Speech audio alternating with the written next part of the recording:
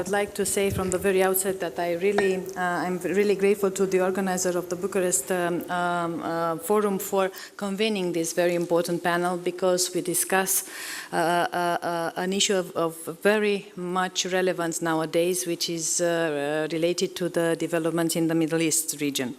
As we all know, this region is confronted with a series of crises, and we see that this development should have a chance to stop and to try to capitalize on a positive trend. Of course, chances are not that high for the moment, but since it poses a very undeniable security threat to the entire Europe and to the entire world, I think that we should work together hardly more efficiently to find solutions, better solutions to the region.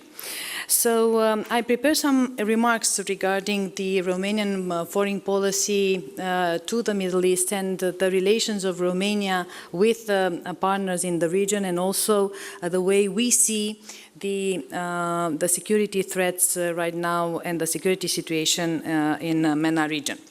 The main focus of our policy is also related to the EU global strategy, because we understand that this strategy that was revealed last June stems for a very pragmatic approach of the critical pressing realities of the region, compounded of the problems of the nearby areas such as Sahel and the Horn of Africa. The general assumption is that MENA and its neighborhood are likely to continue to project instability in the years to come. As former State Secretary Henry Kissinger put it, the Middle East and North Africa tends to continue being a world of disorder, facing the challenge of terrorism associated with radical and violent Islamism, self-justified ideology.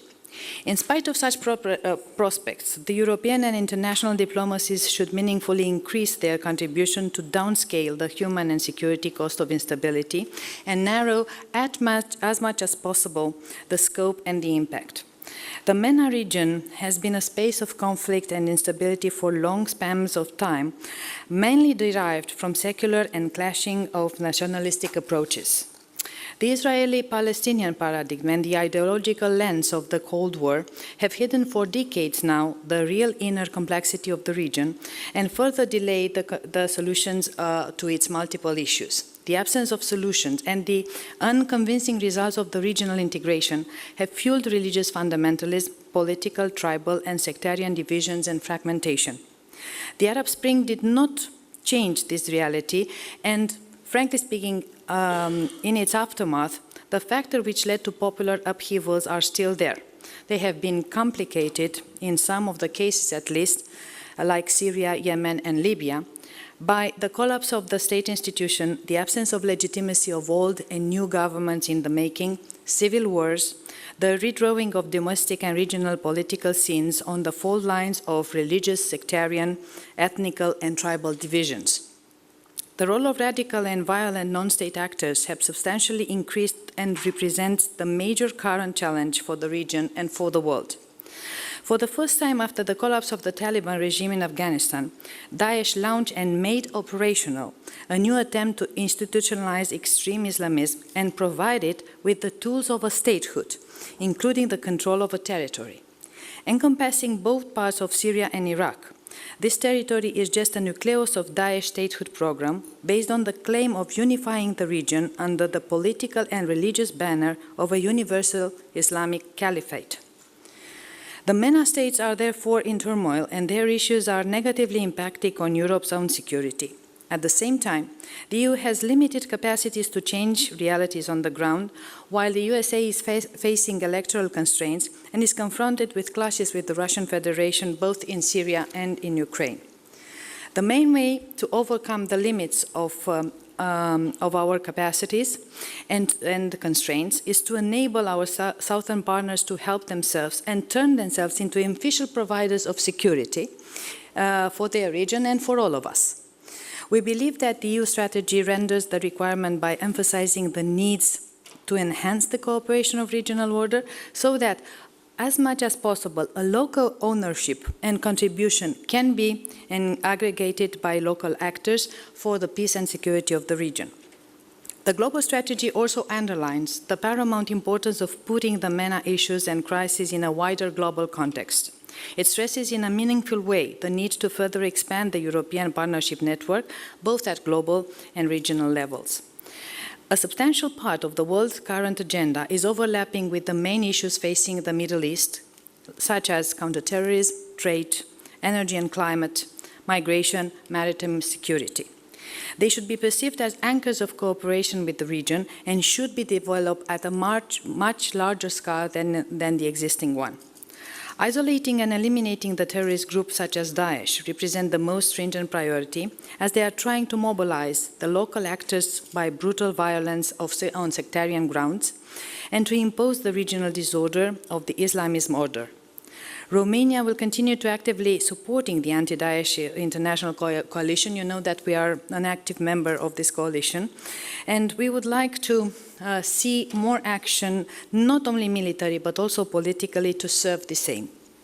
In spite of the current difficulties and beyond the military and political confrontation, the efforts should be continued to give a humanitarian dimension of the Syrian civil war, and this is the highest priority that we have on the agenda, and to design new diplomatic efforts to safeguard the civilian lives in the country. More efforts should be also put to engage in a political solution, and we know that there are parts of the region, countries in the region, that will really make their case for a military solution nowadays. In the line with the new global strategy of the EU, Romania will attach a particular attention to enhancing the resilience of the Middle Eastern partners, an issue of paramount importance. Resilience reflects the ability of the partner countries and societies to reform, assume, and recover from international and external crises. As failed states and sectarian conflict are a persistent feature of the MENA region nowadays, a constant emphasis should be put on making those states and societies more resilient. This is why we have to pursue democratization through reform as the major source and provider of stability in the long run. The focus should be therefore put on those positive domestic and regional evolutions that emerge in the prevailing crisis landscape of the area, such as supporting the resilience of Tunisia, backing local, tailored and endorsed peace agreements in Syria and Libya, as well as practical cooperation that might overarch the regional divides. The right balance between the need of security and stability and the requirements of democratization should be carefully observed. The review European neighbourhood policy, based on enhanced differentiation and joint ownerships, brings about an encouraging framework to step up our engagement in favor of countries that are implementing political and economic reforms, such as Tunisia, Jordan, and Morocco. This practically means that enhanced political dialogue, counter the terrorist threat, preventing radicalization, more European financial assistance, agreement on selecting sector-oriented agendas of the partnerships, like migration and refugees, and as well as progress in key policies area. We strongly support the EU counter-terrorist dialogues with partners and the measure to reinforce their resilience against threats, as well as the security sector reform and border management. In the line with the EU effort, and this is what I would like to stress, Romania will also continue the dialogue with, in the field of managing migration. Countries like Jordan and Lebanon, besides Turkey, have a key role in hosting almost 2 million Syrian refugees, while Tunisia tends to be a key partner in the management of the Libyan crisis. A resilience agenda equally implies enhancing the mechanism of early warning and targeted support to specific areas in the EU itself.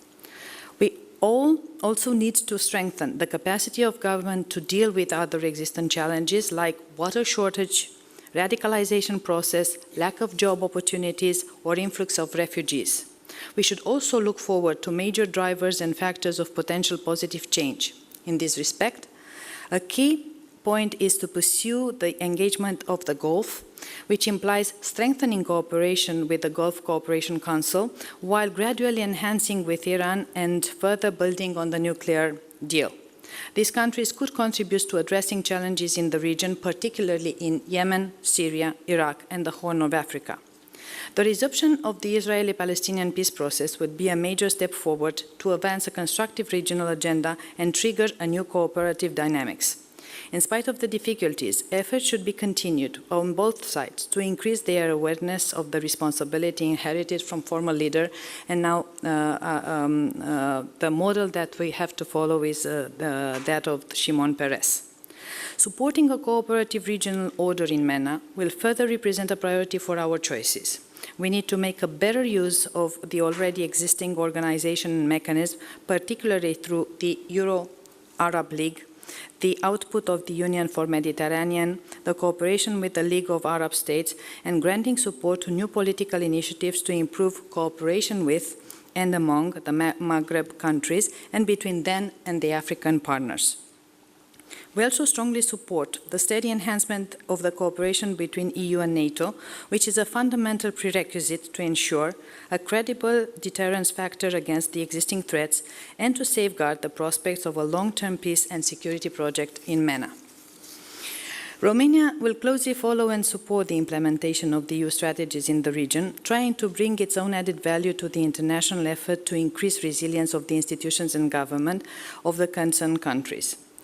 What we have now to put on the agenda when we talk about ways of making MENA more stable, Romania has two features. It's soft power when it comes about traditional